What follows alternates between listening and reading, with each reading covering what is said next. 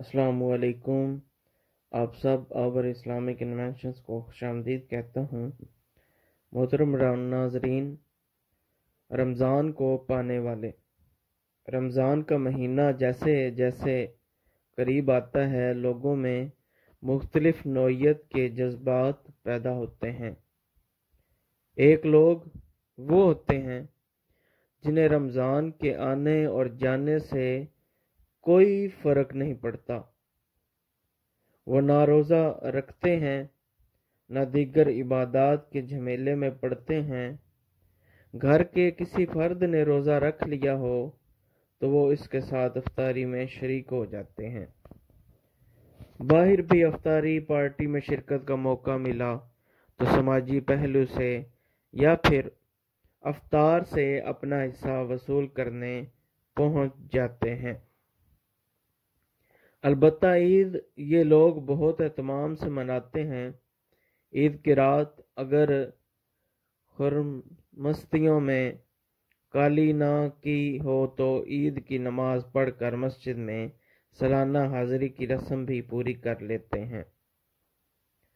محترم ناظرین، دوسری قسم کے لوگ وہ ہوتے ہیں جو رمضان میں چاروں ناچار روزہ رکھتے ہیں، مگر وہ سمجھتے ہیں کہ مشقت اور تنگی کا مہینہ آ رہا ہے، سخت گرمی میں پیاس کی مشقت اور بھوک کی تکلیف جھیلنی پڑے گی، راتوں کی نیند خراب ہوگی، کاروبار حیات متاثر اور معمولات زندگی درہم برہم ہو جائیں گے۔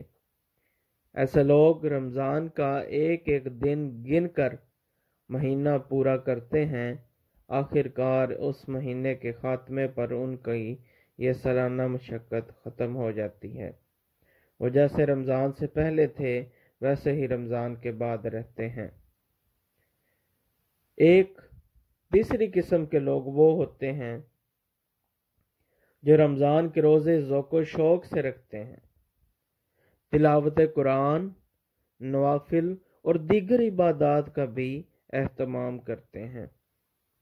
روزہ کی مشقت تو خیر انہیں بھی محسوس ہوتی ہے، مگر وہ اس حوصلے سے برداشت کرتے ہیں، وہ امید رکھتے ہیں کہ اس مشقت کے بدلے میں جو اجر انہیں ملے گا اس کے مقابلے میں یہ تکلیف کچھ بھی نہیں۔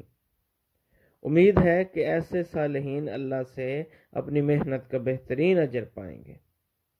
محترم ناظرین، آور اسلامک انوینشنز کو ضرور سبسکرائب کر لیں تاکہ ہر آنے والی اچھی ویڈیو آپ تک پہنچ سکے۔ تو محترم ناظرین، چوتھی قسم کے وہ لوگ ہوتے ہیں جو رمضان کے آنے سے پہلے ہی رمضان کے انتظار میں رہتے ہیں۔ وہ رجب اور شعبان کے مہینوں کا ایک ایک دن گن کر گزارتے ہیں۔ ان کی عید اس دن ہی سے شروع ہو جاتی ہے جب رمضان کا چاند طلوع ہوتا ہے۔ تیسرے گروہ کی طرح یہ لوگ بھی روزہ کی مشقت خوشی دلی سے جھیلتے اور عبادات میں سرگرمی سے حصہ لیتے ہیں۔ یہ ہوتا ہے کہ رمضان کا مہینہ ان کے لیے اللہ تعالیٰ سے ملاقات کا مہینہ بن جاتا ہے۔ روزہ کی ایک ایک مشقت ان کے لیے اللہ تعالیٰ کی مہربانیوں کا تعارف بن جاتا ہے۔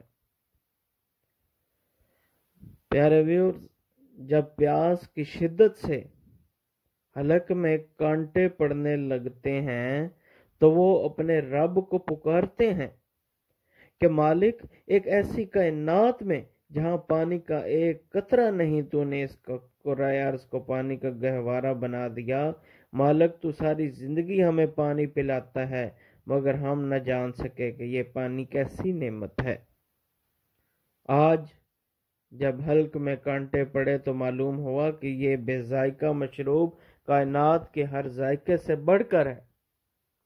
ہم اس نعمت کے لیے شکر گزار ہیں۔ جب بھوک سے ان کا وجود نڈھال ہوتا ہے تو کہتے ہیں کہ آقا، تو سورج، بادل، ہوا، سمندر، پہاڑ، دریا اور زمین سب کو ملا کر ہمارے لیے غذا فراہم کرتا ہے۔ جس دنیا میں ہزاروں قسم کے حیوانات کے لیے صرف بے ذائقہ گھاس اگتی ہے، وہاں تو نے ایک انسان کے لیے ہزارہا قسم کے ذائقے تخلیق کر دیے۔ ہم دل کو گہرائیوں سے تیری عظمت و عنایت کے متعارف ہیں۔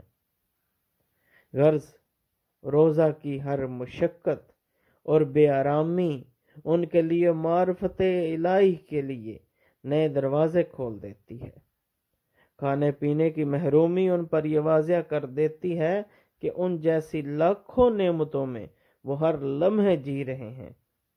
اس احساس سے ان کی آنکھوں سے آنسو رواں ہو جاتے ہیں، ان کا سینہ خدائی احساسات کی تجلیوں سے جگمگا اٹھتا ہے، ان کی راتیں ذکر الہی سے منور ہو جاتی ہیں، ان کا وجود اس خدائی جنت کے لیے سراپا طلب بن جاتا ہے، جہاں کوئی بھوک ہوگی نہ پیاس، جہاں ہر نعمت بے روک ٹوک اور بے حد و حساب ملا کرے گا، جہاں سے وہ نکلنا چاہیں گے اور نہ کوئی انہیں نکالے گا۔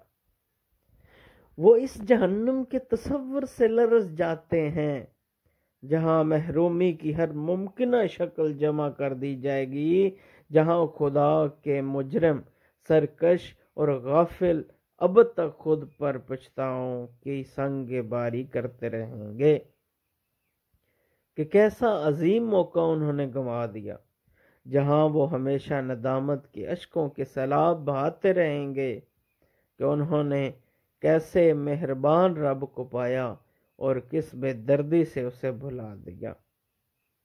محترم ناظرین، آپ سے پھر گزارش ہے کہ آپ اسلامک انوینشن کو ضرور سبسکرائب کریں تاکہ ہر آنے والی ویڈیو آپ تک بآسانی پہنچ سکے۔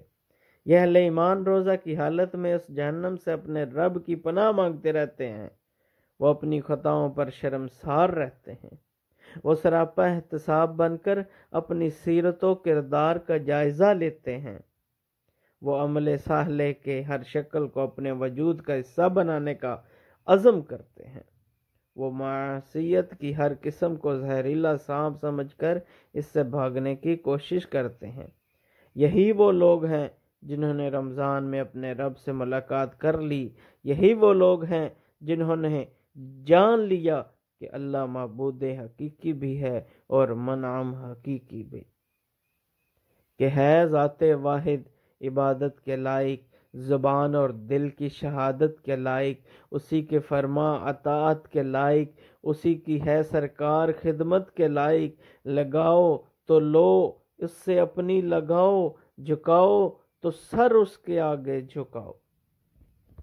خدا کو اسی طرح پانے والے در حقیقت رمضان کو پانے والے ہیں، یہی مقربین ہیں دنیا میں بھی اور آخرت میں بھی۔ جزاکم اللہ خیرا۔